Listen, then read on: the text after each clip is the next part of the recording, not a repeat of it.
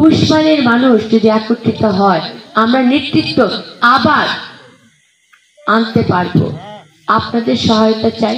আমার নানার শ্বশুর বাড়ি গড়পাড়া, আমার নানার বাবার বাড়ি হচ্ছে লাউড়িপাড়া। এই দুই এলাকার মানুষ কিন্তু ঐক্যবদ্ধ, ভীষণভাবে ঐক্যবদ্ধ। পৌরসভা 1 আর 2 এরকম ঐক্যবদ্ধতা আমি আগে দেখি নাই। আমি আমার আব্বার বাড়ি কুশমানে, কুশমানের জন্ম, উনি কুশমানের সন্তান, সেই সূত্রে আমিও কিন্তু আপনাদেরই সন্তান। কাজে আমাদের নেতৃত্বকে ধরে রাখতে হলে কুশমানের মানুষকে ঐক্যবদ্ধ হতে হবে। আমরা কি ঐক্যবদ্ধ হতে পারবো? পারবো? বলেন পিছনে পারবো?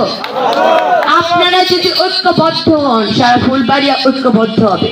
বিভিন্ন জায়গা থেকে আওয়াজ আসছে যে না, সালমার অবস্থান ভালো, অবস্থান ভালো যাক তার দিকে কিন্তু আসিমবাসী মন নেবে।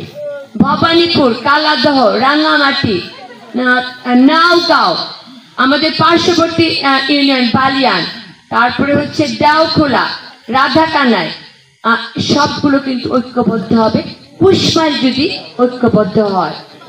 ইতিমধ্যে ভালো আওয়াজ উঠছে, এটা যদি আমরা ধরে রাখতে পারি আমাদের ফুটি জানার আওয়াজ উঠবে।